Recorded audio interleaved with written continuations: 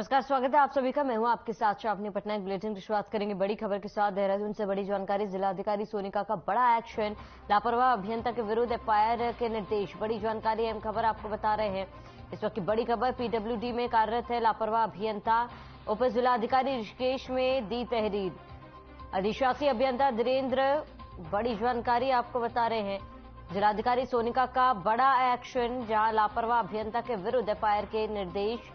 PWD में कार्यरत है लापरवाह अभियंता और उप जिलाधिकारी ऋषिकेश में तहरीर दी है। अधिशासी अभियंता धीरेन्द्र कुमार के खिलाफ दर्ज। बड़ी जानकारी आपको बता दें, जिलाधिकारी सोनिका का बड़ा एक्शन, लापरवाह अभियंता के विरुद्ध एफआईआर के निर्देश। पीडब्ल्यूडी में कार्यरत है लापरवाह अभियंता, ऋषिकेश में दी तहरीर। अधिशासी अभियंता धीरेन्द्र कुमार के खिलाफ तहरीर दी गई।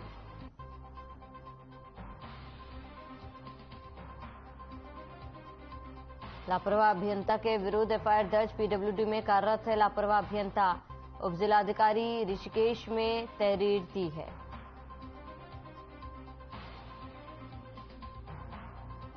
तो देहरादून से बड़ी जानकारी आपको बता रहे हैं। लापरवाह अभियंता के विरुद्ध एफआईआर के निर्देश। पीडब्ल्यूडी में कार्यरत है लापरवाह अभियंता, उप जिलाधिकारी ऋषिकेश में तहरीर दी है। अधिशासी अभियंता धीरेन्द्र कुमार के खिलाफ तहरीर।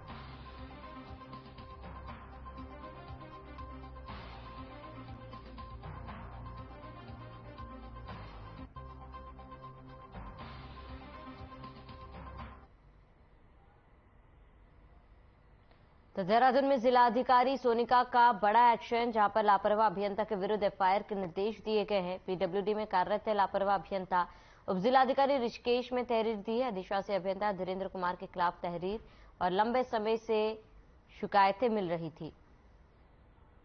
तो अब चलिए खबरों में आगे बढ़ते हैं, जहां मुख्यमंत्री पुष्कर सिंह धामी ने सीएम कैंप कार्यालय स्थित मुख्य सेवक सदन में जन समस्याओं को सुना। इस अवसर पर प्रदेश के विभिन्न क्षेत्रों से आए लोगों ने अपनी समस्याओं से मुख्यमंत्री को अवगत कराया। लोगों ने स्वास्थ्य, सड़क, रोजगार, जमीन से संबंधित और अन्य समस्याओं से अवगत कराया है। सीएम ने कहा है कि जो भी समस्याएं लोगों ने रखी गई है, उनका शीघ्र समाधान किया जाएगा। अधिकांश जन समस्याओं और शिकायतों का उन्होंने मौके पर ही समाधान किया है।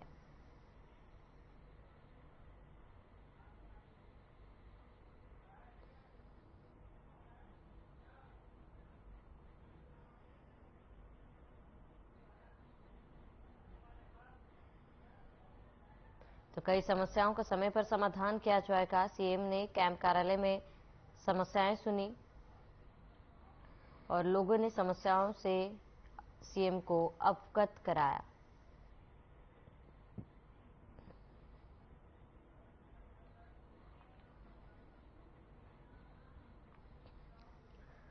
इस वक्त की बड़ी जानकारी देहरादून से। इस वक्त की बड़ी खबर, चारधाम यात्रा को लेकर शासन का बड़ा फैसला। सीएम धामी के निर्देश के बाद यह फैसला लिया गया। श्रद्धालुओं की संख्या को सीमित करने का निर्णय वापस। रजिस्ट्रेशन के ऑनलाइन ऑफलाइन अब व्यवस्था रहेगी लागू। सुरक्षा और सुविधा पर विशेष ध्यान रखने के निर्देश। अपर मुख्य सचिव राधा रतूड़ी ने आदेश जारी किया है। देहरादून से इस वक्त की बड़ी खबर, अहम जानकारी आपको बता रहे हैं। सुरक्षा और सुविधा पर विशेष ध्यान रखने के निर्देश दिए गए। अपर मुख्य सचिव राधा रतूड़ी ने आदेश जारी किया। श्रद्धालुओं की संख्या को सीमित करने को लेकर आदेश जारी किया गया। अब संख्या को सीमित नहीं किया जाएगा।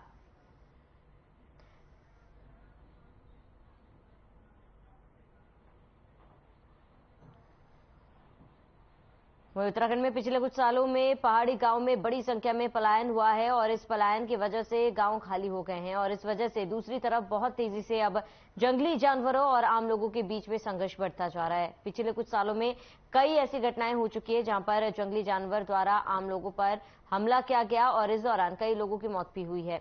यह घटना सबसे ज्यादा पौड़ी जिले में देखने को मिली है। कुछ दिन पहले ही पौड़ी जिले के कई स्थानों में बाघों के आतंक की वजह से नाइट कर्फ्यू भी लगाया गया। वहीं नाइट कर्फ्यू और बाघों के आतंक को लेकर जब वन मंत्री सुबोध उनियाल से पूछा गया तो उन्होंने बताया कि जैसे ही यह घटना हुई उसके बाद हमने वहां पर 2 डॉक्टर तैनात कर दिए और आज वन्य जीव और आम लोगों के बीच में जो संघर्ष बढ़ रहा है उसे टालने भी जरूरी है।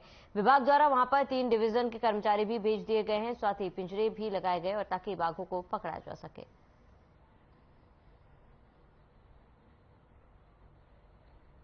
आज बायोडाइवर्सिटी को बचाए रखने के लिए भी वन्य जीव का होना जरूरी है। उसी तरह से जान माल की हानि न हो, ह्यूमन वाइल्ड लाइफ कॉन्फ्लिक्ट कितना टाला जा सके, ये बहुत आवश्यक है। हमने जैसे ये घटना हुई तत्काल 2 डॉक्टर्स वहां पर पोस्ट कर दिए, 3 डिविजन्स के कर्मचारियों को पोस्ट किया गया है वहां पर, और साथ ही साथ पिंजड़े भेजने का काम किया ताकि अगर बाघ को पकड़ने के बाद ट्रैंकुलाइज किया जा सके। लेकिन प्रश्न ये है, कर्फ्यू लगाने के पीछे कारण ये था कि इस तरह की तमाम घटनाएं उस इलाके में हुई हैं, और ये घटनाएं ज्यादातर रात को होती हैं। तो रात को अगर थोड़ा सावधानी नहीं बरती गई, हमने तमाम बार विज्ञापन भी निकाले हैं, ऐड भी कई अखबारों में आए हैं कि शाम को कम से कम बहुत जरूरी काम हो तो निकले, वरना न निकले। लेकिन जब वो वहां पर लगातार ये घटनाएं बढ़ रही थी, तो इस कारण कर्फ्यू लगाना मजबूरी थी जान माल की हानि बचाने के लिए।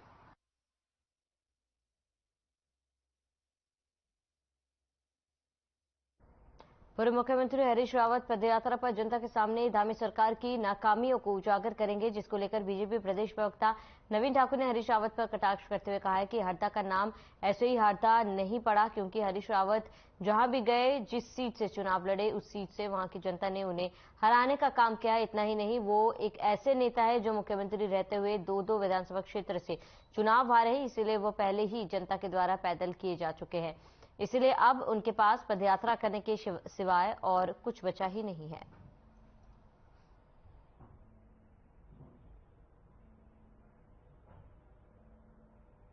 और जी उस प्रदेश की जनता ने पैदल कर दिया है, तो अच्छी बात है, वो पैदल यात्रा करें।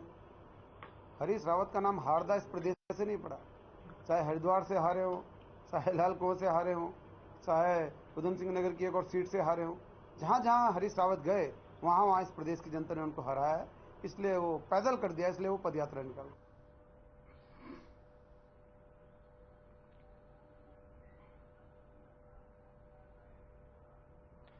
तो भाजपा के प्रदेश अध्यक्ष महेंद्र प्रसाद भट्ट ने कहा है कि निर्दलीय एवं विपक्ष के विधायकों के विस्तार क्षेत्र की समीक्षा की, सभी विधानसभा क्षेत्र के विकास के लिए प्रतिबद्ध है धामी सरकार। भाजपा ने मुख्यमंत्री पुष्कर सिंह धामी के विपक्ष एवं निर्दलीय विधायकों के विधानसभा क्षेत्रों में विकास कार्य की समीक्षा करने के निर्णय का स्वागत करते हुए कहा है कि इससे विपक्ष के नकारात्मक दुष्प्रचार की असलियत सामने आएगी। इस पर पलटवार करते हुए कांग्रेस के प्रदेश प्रवक्ता शीशपाल सिंह बिष्ट ने कहा है कि बहुत देर से प्रदेश के मुख्यमंत्री जागे, और जब उन्होंने प्रदेश के विधायकों के साथ समीक्षा बैठक की तो उनके क्षेत्र के विकास को लेकर कांग्रेस के विधायकों को उन्होंने नजरअंदाज किया था, और तमाम निर्दलीय विधायक भी उसमें थे। उन्होंने कहा कि जब कांग्रेस पार्टी ने इसे प्रमुखता से मुद्दा बनाया, तब जाकर सरकार ने 1 साल के बाद विपक्ष के विधायकों की उन्होंने सूद ली। शीशपाल सिंह बिष्ट ने कहा है कि अच्छी बात है, देर से जागे लेकिन जागे मुख्यमंत्री। कल जो उन्होंने समीक्षा बैठक विपक्षी विधायकों के साथ की है, उनको गंभीरतापूर्वक सुना। उनके प्रस्ताव पर अगर भविष्य में काम होता है, विपक्षी क्षेत्र में काम दिखाई देता है, तो निश्चित तौर पर यह एक सराहनीय पहल है, और केवल अगर यह बैठक तक सीमित रहेगा तो उचित मायने में इसका कोई परिणाम नहीं आएगा।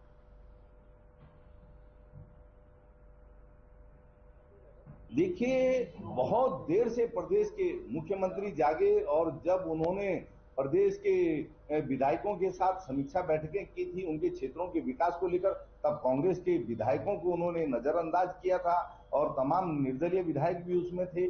जब कांग्रेस पार्टी ने इसे प्रमुखता से मुद्दा बनाया, तो अब जाकर के साल भर जब उनके कार्यकाल का बीत चुका है, तब विपक्ष के विधायकों की उन्होंने सुध ली, और अच्छी बात है अगर वो देर से जागे, लेकिन जागे, और अगर ईमानदारी के साथ जो उन्होंने कल समीक्षा बैठक में विपक्ष के विधायकों के को गंभीरता से सुना, और अगर उनके प्रस्तावों पर अगर भविष्य में काम होता है, जमीन पर विपक्ष के क्षेत्रों में काम दिखाई देगा, तो निश्चित तौर पर ये एक सराहनीय पहल है, और केवल अगर ये बैठक तक सीमित रहेगा तो निश्चित तौर पर इसका कोई परिणाम नहीं आएगा।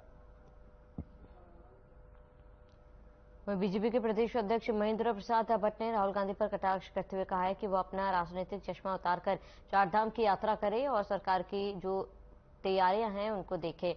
सरकार ने इस बार बेहतर तरीके से उत्तराखंड में चारधाम यात्रा को लेकर तैयारियां की है। महेंद्र प्रसाद भट्ट ने राहुल गांधी को चारधाम यात्रा पर आने का न्योता भी दिया है। वहीं इस पर कांग्रेस के वरिष्ठ नेता हीरा सिंह बिष्ट ने पलटवार करते हुए कहा है कि पॉलिटिकल कंट्रीब्यूशन क्या आपका इतना बड़ा है कि आप सीधे राहुल गांधी और सोनिया गांधी को गाली दे रहे हो?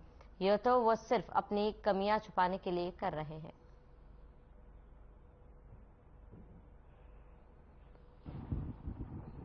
महेंद्र भट्ट जी को तो बोलने से मतलब है क्या? पॉलिटिकल तुम्हारा यार कितना बड़ा योगदान कंट्रीब्यूशन हो, तुम सीधे राहुल गांधी, सोनिया गांधी, इंदिरा गांधी को गाली देने लग जाते हो अपनी कमियां छुपाने के लिए। क्या योगदान आपका पार्टी के लिए? क्या कर रहे? मैं पूछ रहा हूँ, आपकी पार्टी पूछे कितने रोजगार दिए, कितनी कंपनियां लाए, कितने कारखाने खुले, कितने रिक्रूटमेंट किए, कितनी गुले बनाए, कितनी नहरें बनाए, कितने पॉलिटेक्निक खुले, कितने इंजीनियरिंग कॉलेज खुले? भटजी को चिल्लाने से मतलब है? अरे 200 लोगों ने साथ देते पिछले टाइम, तब व्यवस्था बीजेपी की थी ना। यात्रा में उनको ऑक्सीजन नहीं मिली थी, सिलेंडर नहीं मिले, उनको पानी तक नहीं मिला था, तड़पते रहे यात्री। अब आज क्या क्या व्यवस्था कर दी आपने उसमें?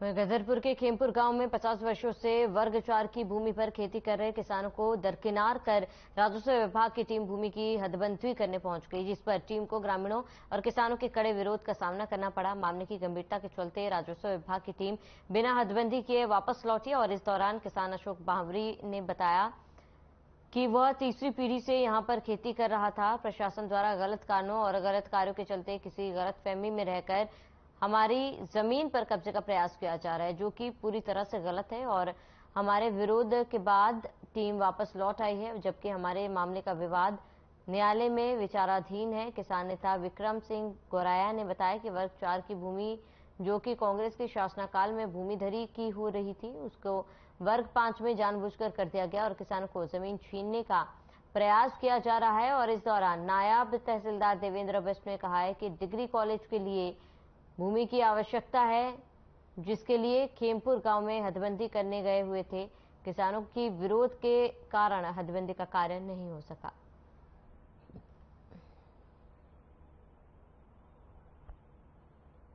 यहाँ पर बंजर जमीनें थी, ऊंचे ऊंचे पहाड़ के टीले थे, सांप कीड़े थे। उस टाइम पे यहाँ कोई नहीं आया। आज ये जमीनें बन गई बढ़िया तो सबको नजर आ रही है। उस टाइम आते ना, उस टाइम जब जरूरत थी यहाँ काम करें, तब तो पहाड़ पे चढ़ गए। अब जो जिन्होंने काबिज किया उनसे जमीन निकाल लो। ये कहाँ का तरीका है? बंजर है तो किसकी है? सरकार हमारी जमीन सब सरकार नाम पे करके दे। दूसरे दिन ये लोग आ जाते हैं, कभी किसी गांव में बोर्ड लगा देते हैं, ये बंजर की है, ये बंजर उसकी है। बंजर करी किसने है? प्रशासनिक अधिकारियों ने करी है। अब ताऊ जी के हमारे नाम पे है, चाचा जी के नाम पे, और ये वर्ग 4 में है। और ये कुछ अधिकारियों की कमी से एक सरकार ने लॉ रख रखा है कि 15 या 20 साल के बाद वर्ग 4 की वो भूमिधरी हो जाती है। कुछ अधिकारियों, चंद अधिकारियों के मिली भगत से इसको वर्ग 4 से 5 करके तो इन्होंने डिग्री कॉलेज का प्रावधान रखा, पर यह मान्य नहीं है।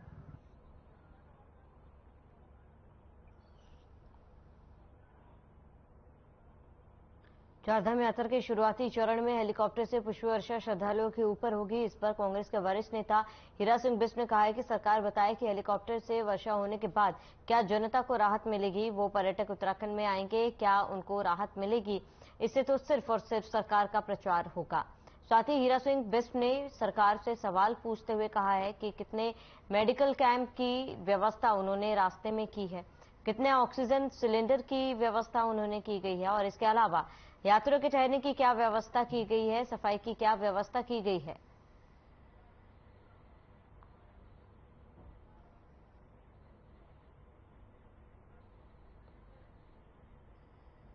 वो राहत मिलेगी पुष्प वर्षा से तो आपका प्रचार होगा।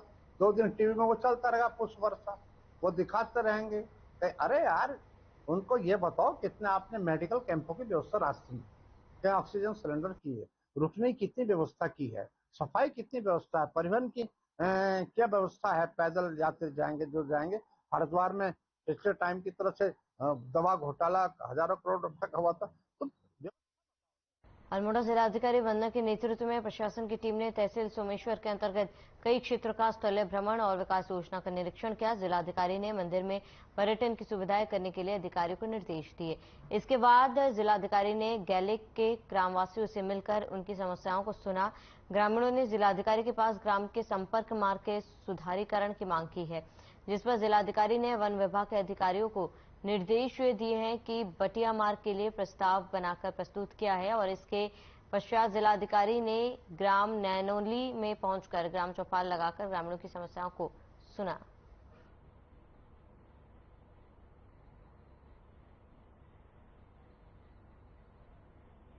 आज एरादेव मंदिर क्षेत्र में जो ग्राम पंचायतें पड़ रही हैं उनका एक क्षेत्र भ्रमण किया है सभी विभागीय अधिकारियों के साथ। गांव में जितनी भी समस्याएं आई हैं विभिन्न विभागों की, उनके समाधान के लिए अधिकारियों को निर्देशित किया गया है।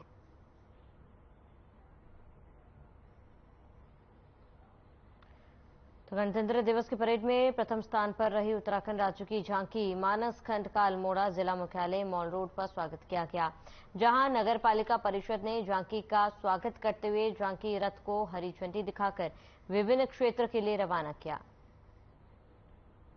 वहीं रथ जिला मुख्यालय के विभिन्न क्षेत्रों से होकर जनपद के विभिन्न स्थानों पर आगामी 25 अप्रैल तक प्रदर्शनी हेतु उपलब्ध रहेगा। इस अवसर पर अध्यक्ष नगर पालिका प्रकाश चंद्र जोशी ने कहा है कि उत्तराखंड की झांकी को राज्य गठन के बाद से पहली बार प्रथम स्थान मिला है, जो राजस्थवासियों के लिए देवभूमि उत्तराखंड के लिए गौरव की बात होगी।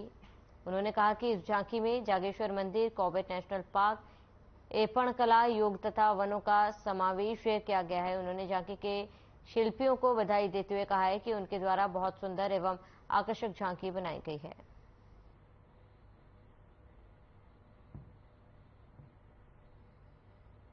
गणतंत्र दिवस पर जो झांकी हमारे उत्तराखंड प्रदेश की वहाँ पर गई थी, उसको तमाम लोगों ने उसकी सराहना की और उसी का एक प्रतिरूप जो है यहाँ भी उत्तराखंड में भी हर जिले में घुमाया जा रहा है उसको, उस झांकी को।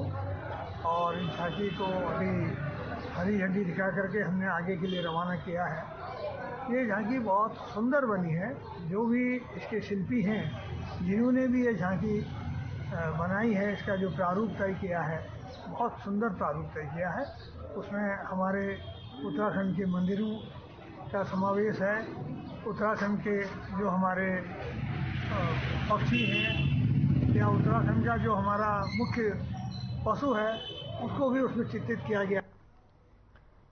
वहीं हरिद्वार में पुष्कर्म महोत्सव का आयोजन हरिद्वार के गंगा तट पर किया जा रहा है, जो महत्वपूर्ण मोक्ष पुरी में से एक है। 22 अप्रैल 2023 को मीन से मेष में प्रवेश कर रहा है। पुष्करम 3.5 करोड़ जल निकायों का प्रमुख है और 22 अप्रैल से 3 मई तक गंगा नदी में रहने वाला है। उस दौरान भक्तजन स्नान करेंगे और अधिक लाभ अर्जित करेंगे और हमें पितृदोष से छुटकारा दिलाने से यह स्नान अति लाभदायी रहेगा। जनता के लिए पुख्ता इंतजाम किए गए। वहीं वेदपरायणा, थिरुमुरे परायण, कई होम और अन्नदान की भी व्यवस्था की गई है।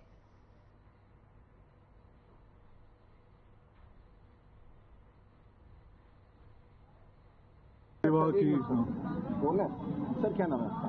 मेरा नाम नटराज लक्ष्मणन है जी, बताएं इस बारे में। हाँ, वैसे तो मैं चेन्नई का रहने वाला हूँ, लेकिन यहाँ पे लोटस ब्यूटी का नामक जो इंडस्ट्री है सिडकुल में, वहाँ पे वो मेरा इसका वहीं मैं मतलब यहाँ पे आता हूँ उसके लिए। तो ये जो प्रोग्राम है इसके बारे में बताना चाहता हूँ। ये मेष गुरु भगवान जो हैं वो मेष राशि में जब प्रवेश करते हैं, तब एक गंगा जी का पुष्कर, गंगा जी में पुष्कर भगवान प्रवेश करते हैं और 12 दिन के लिए वो पुष्कर में रहेंगे। तो इसके दौरान एक गंगा पुष्करिणी करके ये जो पूजा और होम वगैरह, वेद पारायण वगैरह जो हैं, ये 12 दिन का प्रोग्राम है और उसका प्रारंभ वो कल से है, 22 अप्रैल से।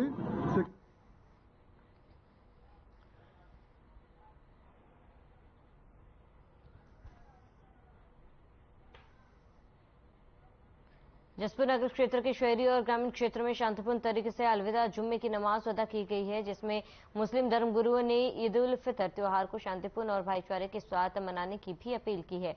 मीडिया से रूबरू होते हुए हकीम जफर ने बताया कि रमजान के 30 रोजों के बाद ईद उल फितर का त्योहार आता है और ईद उल फितर से पहले अलविदा जुमा बड़ा ही महत्वाकांक्षी होता है। इस दिन मौलाना धर्मगुरु अपनी अपनी मस्जिदों में हजारों की संख्या में मुस्लिम धर्म समुदाय के लोगों को नमाज अदा कराते हैं। सदर शहर और विश्व में शांतिपूर्ण त्योहार मनाने की मन्नत मांगी जाती है।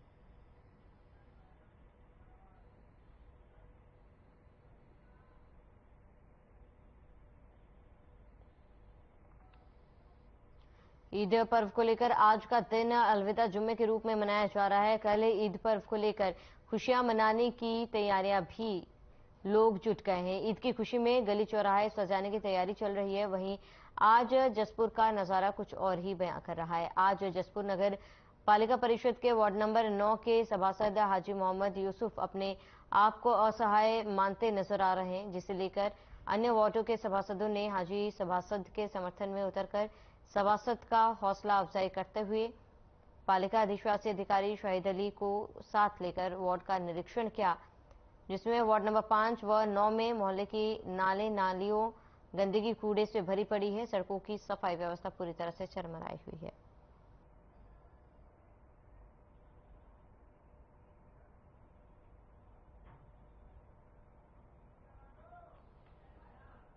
हाजी यूसुफ ने नाराजगी जताई है। ईद पर वार्ड 9 में गंदगी का अंबार लगा हुआ है, सफाई नहीं होती है, जिसको लेकर कार्रवाई की जा रही है। मैंने ईओ साहब को ले जाकर ईओ साहब से मैंने शिकायत करी थी सफाई के लिए, क्योंकि तमाम नाले सड़ी पड़ी हैं, तमाम नाले सड़ पड़े हैं हमारे। हमने ईओ साहब को ले जाकर कुछ मेंबर को ले जाकर और सुनिएगा और जाकर चेक कराया तो कोई कर्मचारी भी काम करता हुआ नहीं मिला है मेरे वार्ड में, वार्ड नंबर 9 में। रमजान का महीना चल गया है, सोड़ा सड़ लिया है, बताओ क्या करें। इसके ऊपर ईद हो आ गई है, आज 28 तारीख 28 रोज आ गया आज, और सोड़ा सड़ लिया है। अब विनोद से कहते हैं, तुम कहता है मेरे बस की बात नहीं है जी, मैं नहीं करता। फोन करा, फोन नहीं उठाया, नहीं ईओ साहब का फोन उठाया ना मेरा फोन उठाया उनने जी। शिकायत करी थी मैंने, ईओ साहब को मौके पे ले गया। ईओ साहब ने मौके पे देखा जाके तमाम नाली सड़ रहे हैं, तमाम नाले सड़ रहे हैं और तमाम गली सड़ रहे हैं, तमाम कूड़ा ऐसे पड़ा हुआ है। मगर विनोद को फोन करा, विनोद ने फोन नहीं उठाया। लोग कह रहे मैं तो साहब ऐसे करूंगा। 2 टाइम आप कर्मचारी काम नहीं करते हैं, उनने 1 टाइम कर रखा है, 1 टाइम आते हैं कर्मचारी, 1 टाइम नहीं आते मेरे वार्ड में। और हम गए, ईओ साहब ने देखा जाएगा कोई कर्मचारी मेरे वार्ड में नहीं मिला। सम्मानित वार्ड सभासद हाजी यूसुफ की शिकायत के आधार पर आज वार्ड नंबर 9 का निरीक्षण किया गया, क्योंकि वहाँ की सफाई नायक की काफ़ी शिकायतें मिल रही थी और सफाई व्यवस्था को लेकर भी सभासदों में आक्रोश था। तो आज जो शिकायत के आधार पर निरीक्षण किया गया, निरीक्षण में वाकई सफाई व्यवस्था में काफ़ी खामियां पाई गई और मौके पर सफाई नायक को बुलवाने का प्रयास किया गया, किंतु उनके द्वारा ना किसी सभासद का फोन उठाया गया, ना मेरा फोन उठाया गया, उनसे बात नहीं हो पाई, ना उनकी रजिस्टर चेक हो पाया। और मौके पे मात्र 2 कर्मचारी कार्य करते हुए मिले और जनता से भी पूछताछ की गई। उनके द्वारा बताया गया कि एक ही शिफ्ट में ज़्यादातर सफाई कर्मचारी सफाई करने के लिए आते हैं, दूसरी शिफ्ट में वो ज़्यादातर नदारद रहते हैं। उसी के दृष्टिगत आज उसको तत्काल प्रभाव से कार्य से हटाए जाने की संस्तुति करते हुए अध्यक्ष महोदय को पत्रावली प्रस्तुत की गई है। क्योंकि बोर्ड बैठक 21 मार्च को बोर्ड बैठक में भी प्रस्ताव पारित किया जा चुका है कि इनको इसका प्रभार हटाते हुए इनको अपने पूर्व से आवंटित कार्य पर भेजा जाए। इसकी मेरे द्वारा संस्तुति करते हुए अध्यक्ष महोदय को पत्रावली प्रेषित कर दी गई है।